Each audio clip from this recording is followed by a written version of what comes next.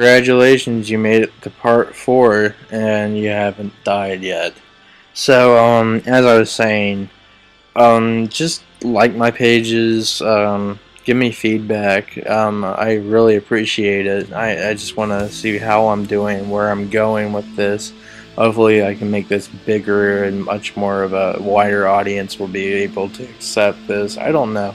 But, I depend on y'all and, hopefully, if we can continue making these films and these reviews, maybe someone will finally listen. Because I miss the golden age of video gaming, and while there is a golden age going on right now, I believe that there's a lot more potential out there that could be addressed. I feel like we're focusing way too much on sequels, but while there are sequels out there that are excellent, and I'm not going to complain about sequels, recently I read a headline about Quantic Dream, the publisher of Heavy Rain and Indigo Prophecy. They were basically essentially bitching about how they don't want to make a sequel to Heavy Rain 2, which I thought it was unnecessary to have a sequel.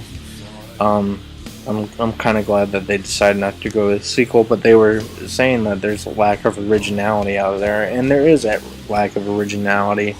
There's a lot of sequels out there. There are some sequels that do have their own, story and stuff. However, a lot of things are run out of the mill now, and it's just going to hell. But we can bring back that creativity in the world, and if we can do it just through a little bit of negative feedback or positive feedback, it'd be excellent. So yeah, if you can tell your friends to maybe watch one of my shows, just let me know, and maybe if y'all can give me some feedback, that would be excellent, and I can figure out what's wrong with the show. So yeah, finally fix the hex. Hopefully me droning on about subscribing would make things better. Okay, he's drunk for the very first time.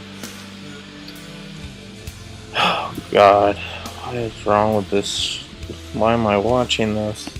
Oh God, we're back at the computer. I'm in rehab in Switzerland, though, I believe that. Damn it, Kyle. Embrace.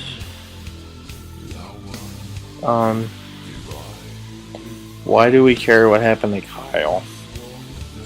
I don't care what happened to Kyle. He was a tool and a dirtbag and just an overall dickhead who pushed me around, said mean asshole-ish things to me. So why do I want to be friends with this guy? Why do I care so much about this guy? I think this guy is gay and he really wants to get in Kyle's pants, which is fine. But I mean, I'm not a gay guy, so I kind of don't want to play a gay guy, in all honesty. Unless he was cool like Neil Patrick Harris. Oh, wait a second, Neil Patrick Harris is not doing this. Like 2 seconds. Oh, great. We're going through all this. Has anyone seen this movie? I know this movie came out for like 2 weeks, and the and then the movie made budget, and then it kind of just died off quietly. I know the critical review, of course, was negative. No shock, but especially if you can see from this shit. You can only make your own assumptions. Great, I'm gonna do stuff like in Bully. I get to trigger the alarm. Maybe it'll be awesome. No, it won't. It's gonna be lame. Let's trigger the alarm though. Just for the sake of doing it. That stupid flashing signal thing, I don't know.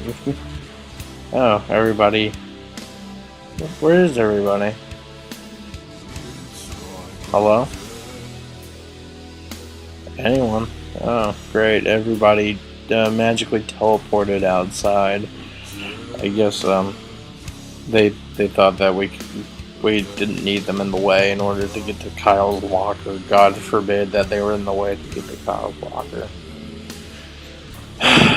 God. So here comes another glorious, beautiful mini game that we all love. This one's rather frustrating as well because you have to open every single locker because it's not one of those games where you can actually find it. If you have luck and you can pick one of them, so you have to go through each one, and then if you feel the vibration, you have to click it as soon as possible, or you can wait. At this point, I was getting extremely impatient with this game. I just wanted to get through it and done with it, and of course that strategy never works. And you'll see me waste 3 minutes and 40 seconds on this piece of shit mini game. I think this game was developed so people with stress issues can't play it. I mean, this is extremely frustrating to try to work out the controls, let alone have the patience to deal with these stupid mini games that don't go nowhere. So, how about them Packers? Actually, I heard the Detroit Lions are actually doing fairly decent this year so far. I know that they're never gonna get anywhere, but I mean, I believe they've actually won a couple games, which is kind of surprising. Oh, I just started getting into football too, so I mean, it's kind of a cool game. Not I wouldn't watch it every day, let alone I'm not gonna. But I like the Packers. I think they're pretty good. Oh, we're doing this again. Shit. I'm just kind of, going back and forth now, not talking. I don't want to talk about this game. Actually, I'd rather talk about Deus Ex, but I'm trying to retain that for now. I feel like there was a deeper philosophical portion that we should discuss in later episodes when I have enough free time to do it. I'm kind of in a crunch right now, especially with these Halloween episodes and my countdown to Skyrim, which will be amazing. I can only dream of how amazing that game is going to be. This compared to this piece of shit. Yeah, so I will be reviewing Arkham City soon. Quite psyched about that. I know I'm gonna have to beat that before I play Skyrim, of course, but from what I can tell, Arkham City looks like a pretty well-rounded game, and the Joker looks badass in it. Well, I mean, of course, it looks really awesome. But I heard the Battlefield 3 beta testing really wasn't that great because of the graphical and textual issues, so I'm just going to kind of say, told you so. I normally don't jump into the Battlefield 3 Call of Duty Modern Warfare 3 bullshit, but I feel like Battlefield 3's ego is a little too big for itself.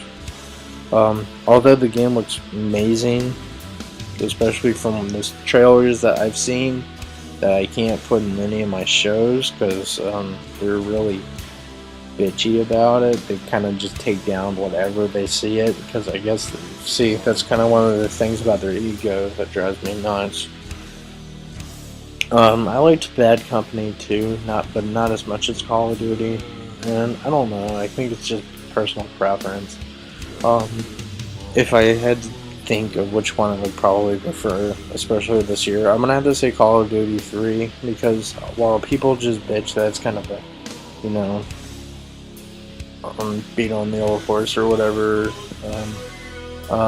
it's kind of, I kind of enjoy it. I think the single player campaign is actually pretty interesting.